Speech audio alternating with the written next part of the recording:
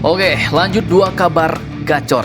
Kali ini yang pertama datang dari program Spaceport alias Bandara Antariksa, basis peluncuran roket di Biak Papua yang kini bakal digeber pembangunannya bos. Bahkan tak main-main, disebutkan beberapa negara seperti Rusia, Turki, bahkan India kini mulai tertarik dengan program Spaceport Indonesia ini bos. Nah loh, lantas apakah mereka mau bergabung dengan Indonesia? Apa artinya jika mereka tertarik ke program Spaceport kita? Setelah ini kita kupas. Kemudian kabar kedua nanti TNI, militer kita Indonesia kini dikabarkan mau membangun bunker pertahanan bos. Kabarnya wilayahnya pun kini mulai disurvei bersama dengan Perhutani. Lantas pertanyaannya di manakah wilayahnya itu? Bunker seperti apakah yang mau dibangun? Apakah tujuannya Indonesia membangun bunker pertahanan? Dan bagaimana perbandingannya dengan negara-negara lain yang membangun dan menggunakan bunker-bunker pertahanan mereka masing-masing? Bagaimanakah doktrinnya? Penasaran beritanya? Cus!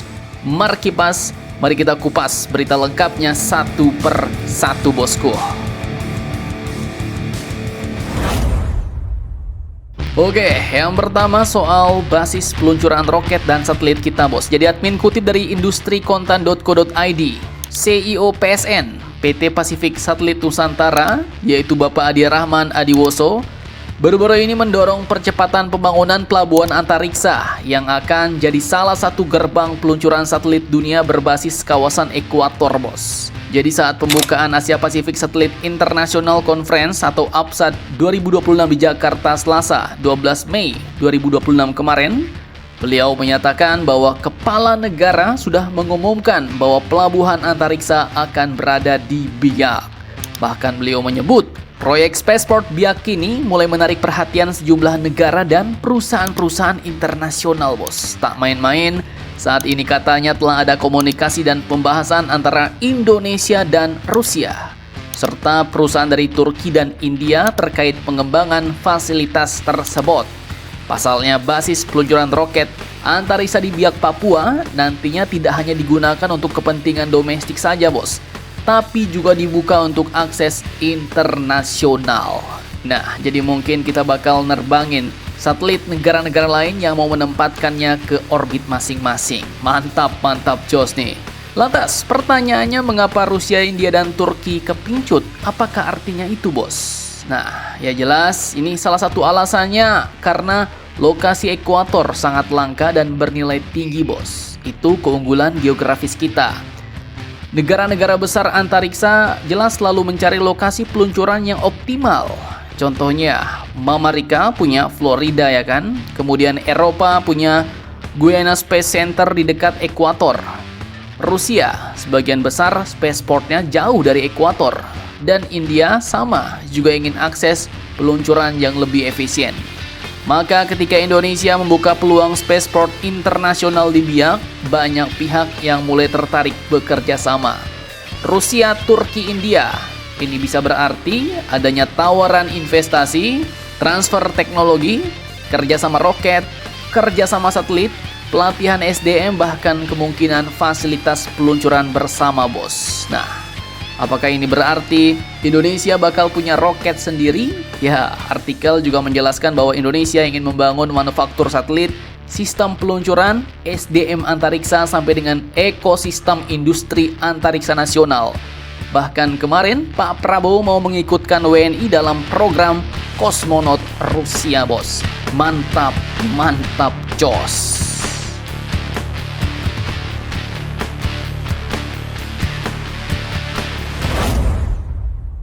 Oke, lanjut kabar kedua mengenai TNI yang kabarnya akan membangun bunker pertahanan. Nah, jadi admin kutip dari sumber-sumber berita berikut, salah satunya perhutani.co.id, diam-diam TNI kini sedang menyiapkan pembangunan bunker pertahanan di kawasan hutan Kabupaten Mojokerto, Jawa Timur. Informasi ini pun muncul setelah jajaran Kodim 0815 Mojokerto bersama Perhutani KPH Pasuruan melakukan peninjauan lokasi pada 5 Mei 2026 kemarin bos. Tepatnya di Desa Ngembat dan Desa Gumeng, Kecamatan Gondang. Menariknya lokasi yang dipilih ini pun bukan dekat pantai, bukan juga tengah kota, tapi justru kawasan hutan, perbukitan, dan lereng pegunungan. Nah, sekarang pertanyaannya, kenapa bunker militer malah dibangun di tengah hutan? Ya, jadi secara sederhana, bunker pertahanan itu adalah fasilitas militer super ketat di bawah tanah yang dibuat untuk melindungi personel, logistik, pusat komando, alutsista sampai amunisi dari serangan musuh, bos. Bahkan bisa juga untuk melindungi rakyat sipil, karena di zaman sekarang markas militer terbuka sangat rentan oleh serangan drone, kemudian rudal presisi, bahkan bisa dipantau satelit. Jadi misalnya saat kalian asik nongki di jamban, tiba-tiba duar, disosor rudal atau drone dari jarak ratusan kilometer, ya kan? Makanya banyak negara mulai kembali membangun fasilitas bawah tanah dan tersembunyi, bos. Dan kalau melihat lokasi di Gondang, Mojokerto tadi, ya justru ini sangat masuk akal karena kawasan hutan dan perbukitan punya banyak keunggulan. Jadi lebih sulit dipantau satelit, lebih mudah disamarkan, lebih aman dari serangan langsung, dan cocok dijadikan komen cadangan atau depot logistik tersembunyi. Artinya kalau terjadi kondisi darurat nasional, TNI tetap punya titik perlindungan untuk tetap bertahan dan beroperasi sampai titik darah penghabisan. Menariknya lagi, proyek ini juga melibatkan perhutani dan pemerintah daerah untuk memastikan pembangunan tetap sesuai regulasi dan tidak merusak ekosistem hutan. Nah, ngemeng-ngemeng soal bunker militer, jelas bukan cuma kita yang mengadopsi strategi ini, bos. Pelopor utamanya sendiri adalah negara Swiss. Bahkan di luar negeri, sudah ada negara yang bikin kota rudal bawah tanah, ada yang bikin bunker untuk seluruh rakyatnya, bahkan ada yang menyembunyikan pangkalan udara di dalam gunung. Nah loh, entah sebenarnya bagaimana negara-negara besar dunia menggunakan bunker militer mereka, mana yang cocok bagi Indonesia?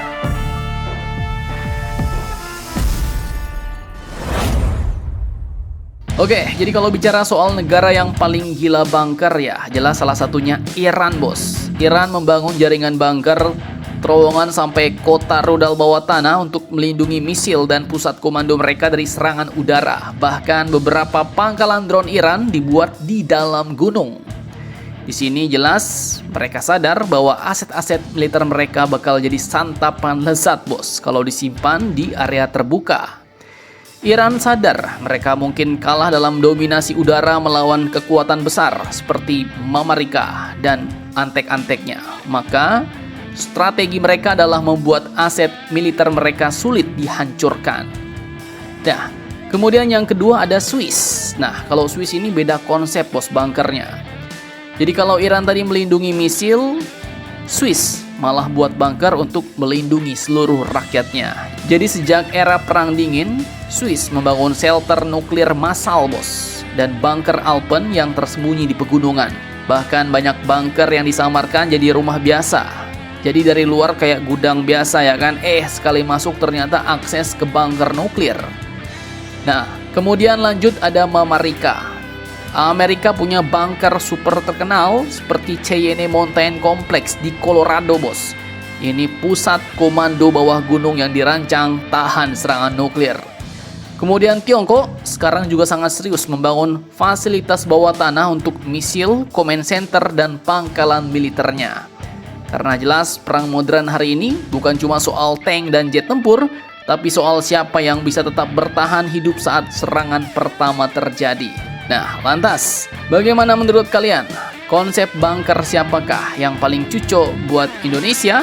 Jangan lupa komentar, tetaplah kalian barbar dan jangan santuy terus demi Indonesia tangguh. Salam Indomax, Indo Make Sense.